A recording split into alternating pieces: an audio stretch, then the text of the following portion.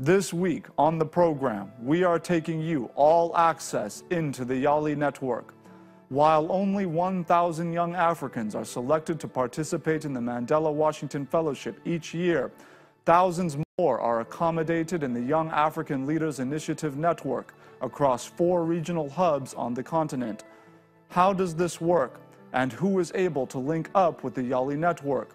These are just a few of the questions for which we seek the answers ahead on the program. So come along with us as we go in to explore and better understand what the Yali network is all about.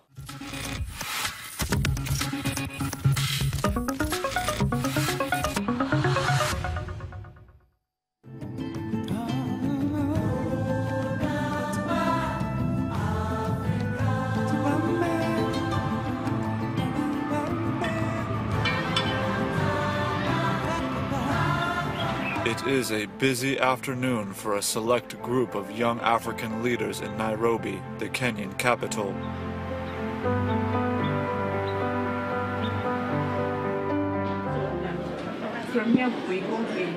Gathering from East and Central African nations at what is known as a regional leadership center, we pay a visit to know more about the Yali network.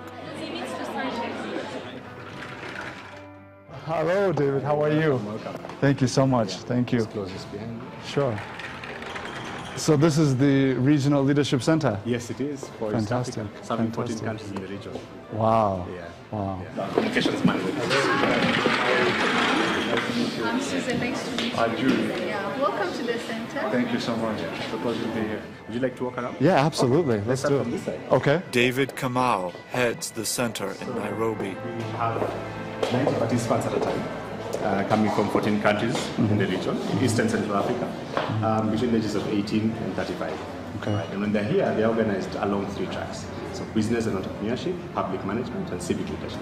Now what we have here is 2 different classrooms, which I'd like to show you.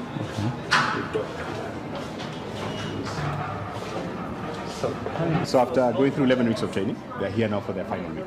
Now we're making a slight transition in the structure from 12 weeks to 4 weeks. So these particular participants have been away for the past 8 weeks working on the project virtually, and now they're back.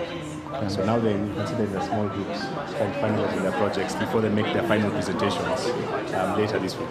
Now this particular room is sponsored by one of the largest banks in the region, and this is where the business participants have their classes. Now, as you can see the way the setup is, it's very innovative, very creative, very inspiring, and that's the idea. The idea was for the participants to come into a space that sort of just blows their mind, you know, where they are really inspired to think creatively, create solutions. Expand. Yeah, expand their horizons and really get network. David, one of the very interesting things I've seen in these rooms is the level of interaction between the Yali alumni.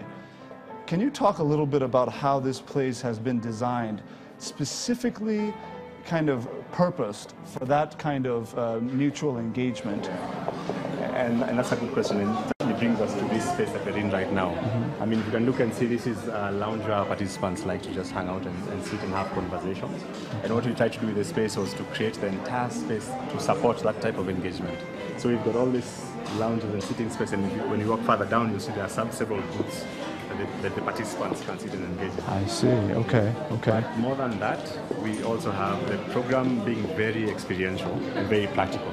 So it's all about how can we learn these practical skills that we can take and translate into our everyday life immediately. So it's not about theory and high-level academic resources, but it's about what practical tips and skills can we pick up right from here. Now the other thing that we've done is, you know, because there are 14 countries that we are serving, we like to integrate them into, you know, smaller groups, where each group has a representation of maybe 3 to 4 countries. And that gets them to really collaborate and to work together, even when they're away from the center.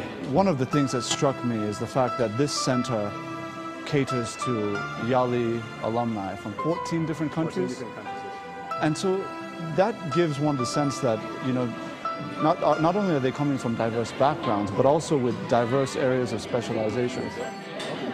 And you're right in saying that they've come from different backgrounds and different specializations.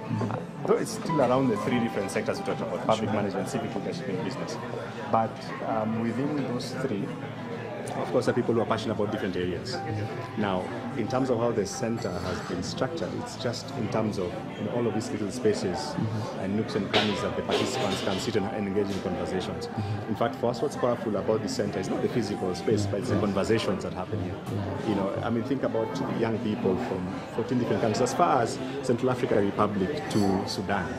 Think about that diversity, the different ideas, the different thoughts, the different backgrounds and experiences, coming together to learn together, to share, to interact, to help each other, solve problems from the different communities. And so the space is structured around that. And one of the things that we've learned is the participants who teach us how the space can be used. So, we configure the furniture in one way, but when they come, then shift it around to meet their needs. And so this space really is theirs. I'm seeing these boards here, and I read cohort 15, cohort 14. Can you talk a little bit about how that works? So every single cohort, when they get to commencement, we have this visual mapping exercise. So what this represents basically is the commitments that they have made in terms of what they're going to use, the lessons that they picked up from the center. So basically they're saying, this is what we're going to do with all that we've learned moving forward. So it's a creative, inspiring way to represent those commitments. So instead of saying, this is what I'm going to do 1, 2, 3, 4, 5, this is how it's been done by some graphic artists who join us for every commencement. So we've got them from every single cohort, from cohort 1 up to cohort 15. And on Friday, when this particular cohort graduates, we'll have cohort 16. We'll have their map as well up on the wall. So to look at all these different artifacts. These are all from the different countries. And every time a cohort comes back, they return with gifts for the center. That's